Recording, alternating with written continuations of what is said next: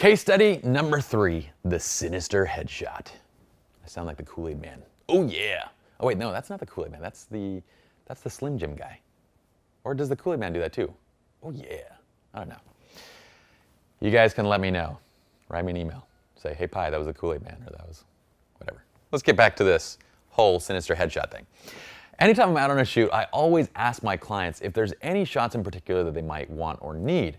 Now, generally we cover that also in the mood board discussion, but it's a little bit different when we're out on a shoot because sometimes certain things might pop in their head or there might be a specific shot in a particular location that they're thinking of. In this specific instance, Matt and Laura, they're both actually actors and, well, an actor and actress. And when I asked Matt, he said, you know, I would love to have kind of a more cinematic headshot, and I just played the part of Scar in an upcoming Lion King production. And you know, he's like, for some reason I keep getting cast as this like kind of villain and sinister look. And Matt is like one of the nicest guys I've ever met, okay? So when you talk to him, you totally wouldn't get that vibe. But when he gives you that deadpan stare, you're like, yeah, dude, you could play the part of the bully. So he's like, I want that kind of a dramatic, cinematic headshot that kind of conveys that. And I go, okay, no problem. So in my head, what am I thinking? Well, if we're thinking about the lighting setup, what are we gonna have the key light do for this kind of a shot? The first thing that should pop into your head, dramatic, sinister, I want more shadows, okay? We end up needing to go to the shadow side of the spectrum where we're shooting with split lighting or say Rembrandt lighting. That's what's gonna convey that type of darker emotion, leaving part of the face in shadow to kind of convey the duality of personalities.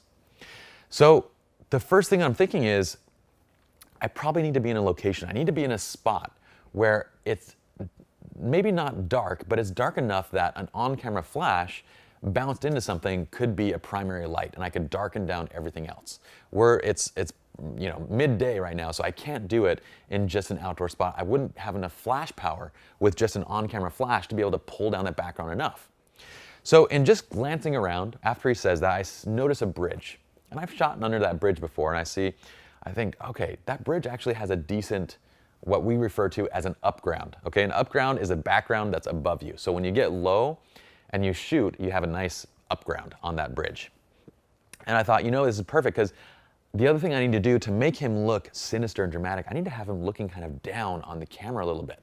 So I want to get a little bit lower than him and shoot a little bit above, like kind of, or shoot a little bit kind of bottom up on him so that he has this dominating presence over the camera. So we go over to the bridge.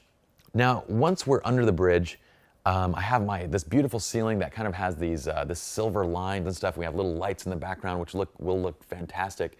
I know, bokeh it out. Okay, so at a very shallow depth of field, we have this really nice look.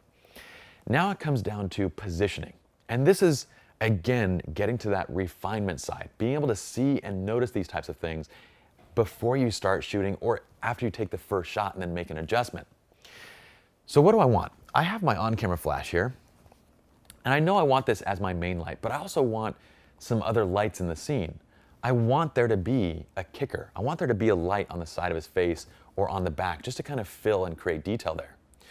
So I noticed that off to the left side, if we are looking off to camera left, there's actually like kind of a concrete opening, okay, a concrete window or whatever, and it's allowing daylight to kind of come in.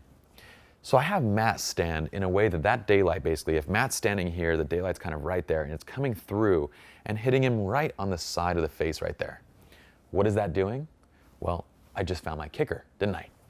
The kicker hits him right there. I expose for the background. What do we get for that exposure? We're at 1/50th of a second, f1.6 and ISO 200. We're on the 85mm Mark II lens, the Canon version of it.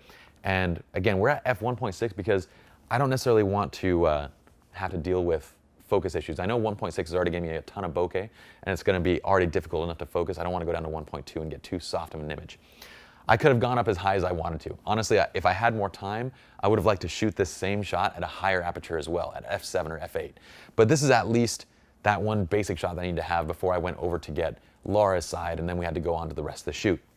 So once I do that, I get this shot. And I look at my kicker and I look at everything. I see, okay, is the kicker the right brightness? If not, I can adjust my shutter speed and my ISO to kind of add additional brightness to the kicker and the background. Is the background where I want it?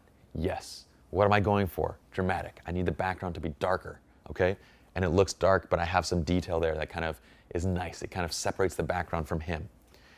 Fantastic. We have a 2-light setup right now, and we have background lighting as well. Great. Now let's add our front light. For this, I'm using a white over silver reflector. My assistant's holding it, and I'm thinking to myself, I'm going to do 2 things. I'm going to go for split lighting, which means the light's going to be right directly to his right. And I'm also going to play with his chin a little bit just to get a little bit of Rembrandt lighting as well. And I'm going to see which one I like better in post.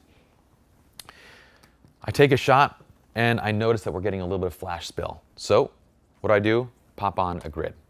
Pop the grid on so that way when I bounce, because at this point, if you guys are matte, that reflector is right next to you, right off to the side. And once again, if I don't put this on, well, if I leave this off, you're gonna see that the flash is gonna spill into you guys, okay? So you can see that flash is gonna spill.